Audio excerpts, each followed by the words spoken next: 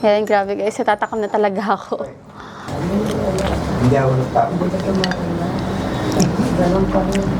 Sarap. Ang sarap ng timpla nila dito. Ang lambot nung kalderetang kambing. Ayan, meron siyang hipon, tsaka mushroom, and chicken din ata meron, tas egg. Ang lutong.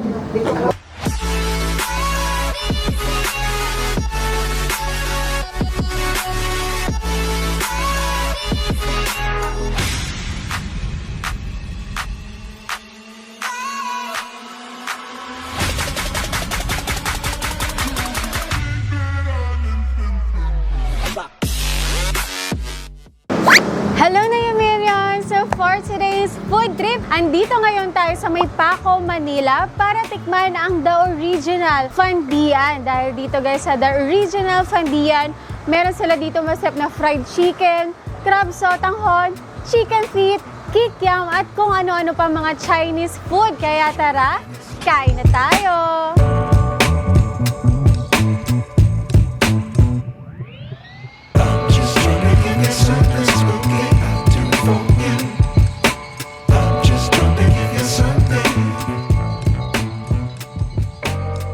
I'm Albert Uy.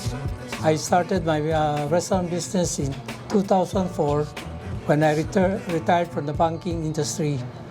I opened a Cafe Lalot restaurant in Alongji here in Otis. It was named Cafe Lalot Restaurant.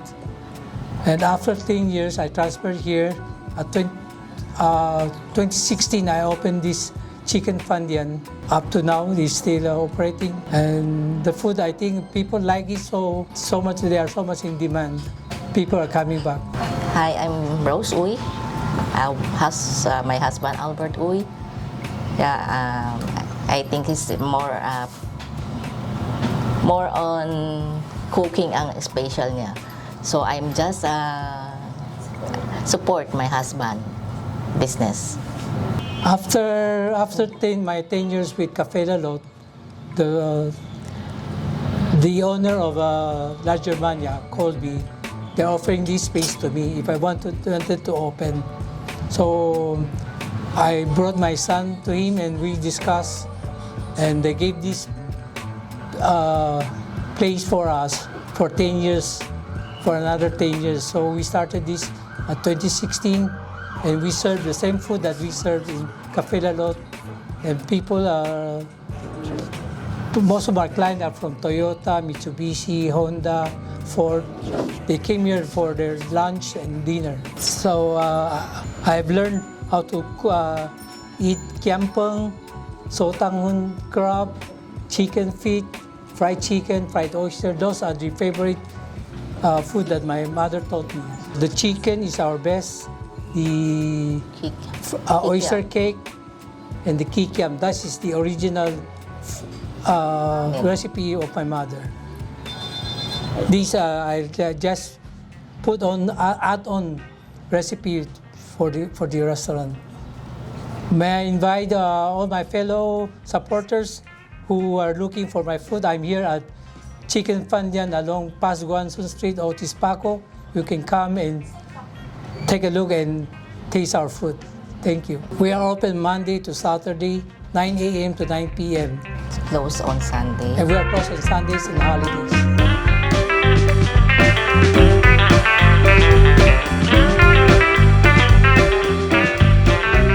At ayan na nga guys, dumating na yung mga in-order ko dito sa Chicken Fandian. At meron tayo ditong half fried chicken, fried oyster cake na big, kikiam, spinach soup, chicken feet, fried intestine, kalderetang kambing, crab sotanghon, fried rice, kiampong, at meron din tayong lychee gulaman para sa drinks natin.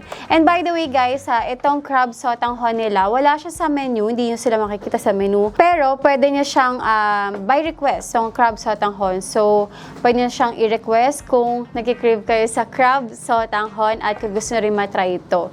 So, tara, simulan na natin kumain. Dito muna ako kasi favorite ko talaga itong crab sotanghon pagdating sa Chinese food.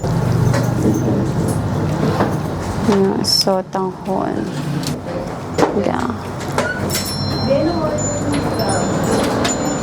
Ayan, grabe guys. Natatakam na talaga ako. Ang creamy guys nung sauce nila dito sa sa crab sotanghon.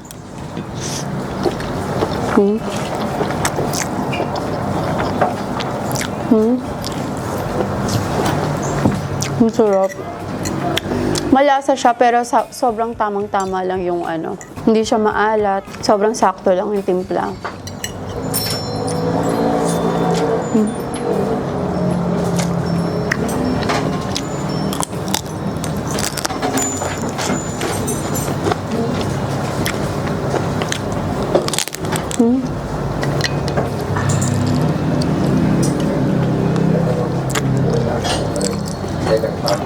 Ako, Malaman din yung nila, crab nila. walang Hindi ako nagtapon. Sarap. Ang sarap ng timpla nila dito. Spinach soup. Wow. Sobrang lapot. Hindi ko lang basta yung asawa niya na. Kuha na rin ako nitong kalderetang kambing. Hindi ko maalala kung nakatikim na ako nito. Nagkaroon lang ng emotional. Parang pag-ito. Hindi ako sure kung nakatikim na ako ng kalderetang kambing, pero makakatikim tayo ulit. And sasabayan ko siya ng kiampong. Ayan, yung rice sila dito. Meron pa sila ditong rice tulad ng yang chow, pero ito yung titikman ko ngayon sa kanila, yung kiampong rice. Isabay natin sa kalderetang kambing. Parang nagkaroon pa lang emotional. Parang hindi na instant lang ito. Alam mo, emotional. Instant. Ang lambot nung kalderetang kambing. Tsaka wala siyang anggo. Kasi mostly, di ba yung mga ganyang luto, yung kambing, parang may lansa or may anggo na lasa. Pero ito wala. Parang baka lang, ganun. Tapos sobrang lambot. As in, sobrang lambot niya. Parang siya nagme-melt din sa mouth mo pag kinain mo. Tapos humihiwalay talaga siya sa buto. Ganun siya kalambot. And okay din yung kempong nila kasi merong mani na kasama. And mahilig din ako sa peanut.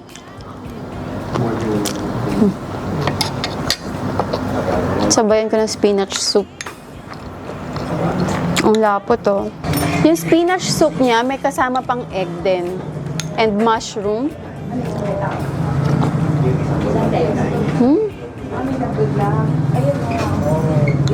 Ang sarap. Sobrang light lang yung lasa niya.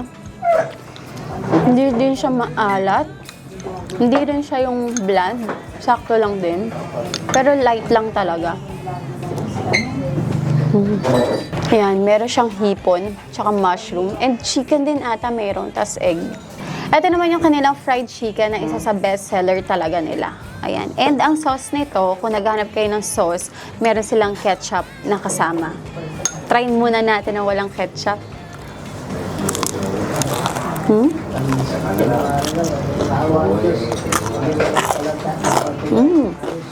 Ang lutong. Lagyan natin ng ketchup. Siyempre, mas masarap pag may ketchup yan.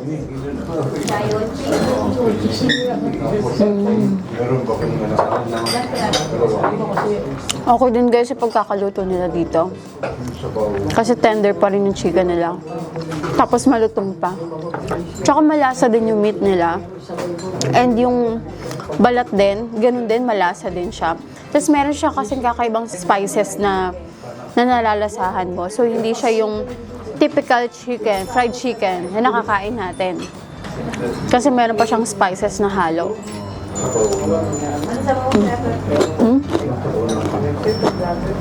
Ito naman guys, ito daw yung isa din sa best seller nila dito sa Chicken Fandian. Kaya ayan, tinry ko na din. Kikiam siya. And meron siyang sauce na gravy. O diba? Parang yun lang ako makakatry na kikiam na isasawsaw sa gravy. Kasi mostly sa ketchup ko lang din sinasawsaw to or hot sauce. Sawsaw natin. Ito guys, itong kikiam na to, hindi ito yung yung normal na kikiam na nakakain natin sa labas kasi ito Chinese kikiam talaga. And alam ko yung balot ito, ayan, binalot siya sa bean curd. And yung laman, pork talaga. Hindi siya yung minced na pork as in purong siya, pork talaga, slice of pork talaga siya. Ayan, 'di ba? Pork talaga yan. Hindi siya yung ground pork. Talagang buong-buo siya na pork. Next naman guys, itong fried intestine. Diba? Meron din sila dito. Ako mahilig talaga ako sa mga ganitong pagkain. Pero siya, tingnan nyo naman, itsura pa lang, parang ang linis masyado nitong intestine na to. Oh, wala kang makikitang laman-laman dyan. Talagang nalinis ng husto. Diba? Tapos meron siyang sauce. Ito, sausaw natin. Dapat sausaw natin yan para mas magkalasa.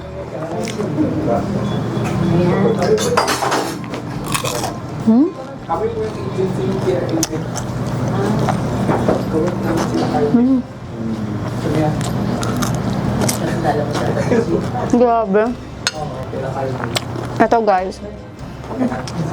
Sa totoo lang, kanina pa ito nasa table namin. Pero, rinig nyo naman, di ba? Ang lutong pa rin ng fried intestine nila. And yung lasa talaga, hindi mo malalasahan na madumi kasi malinis talaga yan. Nalinis sila ng husto, kita nyo naman. Tapos meron pa siyang kasamang onion leeks. May onion leeks pa siya para talagang mawala yung amoy tsaka para maging mabango pa yung intestine. And ito naman, meron din silang chicken feet dito. Siyempre pagdating sa Chinese restaurant, di rin mawawala ang chicken feet. Kaya try din natin to. Ang laki guys ng chicken feet nila. Oh. Diba? Ang laman. Hindi siya yung payat na chicken feet. Malaman siya.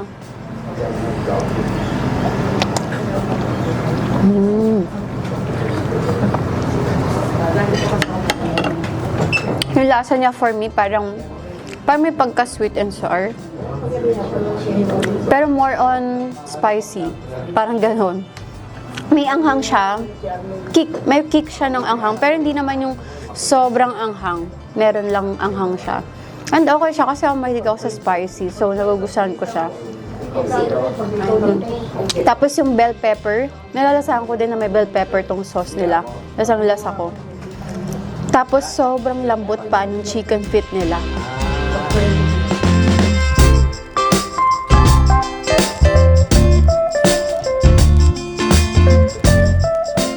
Meron din pala sila ditong guys, the frog legs. Ayan, deep fried na frog legs.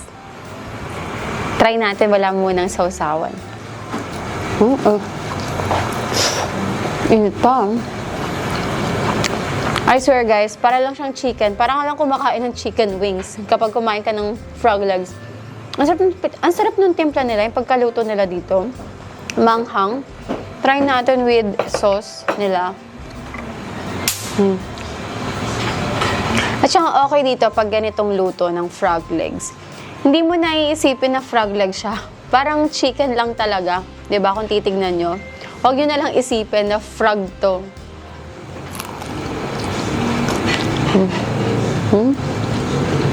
Diba? Parang chicken lang yung meat.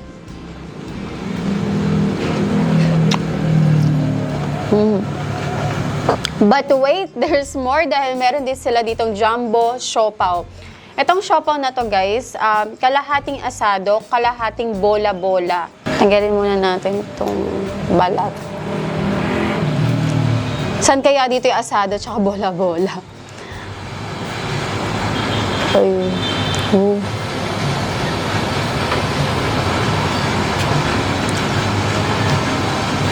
Yan. So, feeling ko guys, ito asado, ito bola-bola. Kasi medyo firm to eh. Parang ano talaga, nahulma talaga siya ng bola-bola. Ito, asado. Yan. Try natin yung asado.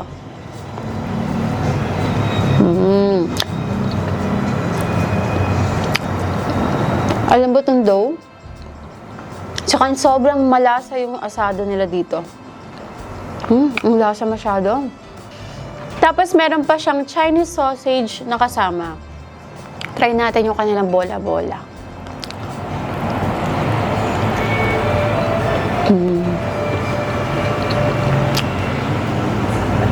Meron din siyang halong itlog na maalat dito sa siopaw na to. Sarap. Siyempre, may panulak rin tayo. Lychee. Ito guys, ang sarap. Tikman ko na kanina kasi nauhaw na ako. Nasarapan ako kasi yung lasa niya talagang may halong lychee na flavor. Hindi lang yung buo-buong lychee dyan. Masarap, nakaka-refresh, tsaka hindi siya yung super tamis na drinks. Anyways guys, hanggang dito na lang yung vlog natin for today's video. And sana nag-enjoy kayo sa mukbang natin. And kung natakam ko kayo, at kung nag-crave kayo mga pagkain na ganito, yung mga kinain ko, kung mahilig kayo sa crab sotanghon, ayun sa fried chicken, sa mga Chinese food, ayan. Dito ako ngayon sa Chicken Fandian, located to dito sa Paco, Manila. Tapat lang to ng Toyota Otis. So pag nakita niyo yung Toyota Otis, sa harap nun, andito na yung Chicken Fandian. Yun, the original Chicken Fandian. So yun lang guys. Thanks guys again for watching. At kung hindi ka pa nakapag-subscribe, please subscribe to my channel at para updated kayo sa mga videos na i-upload ko, tap the bell icon. So I'll see you guys again. Bye!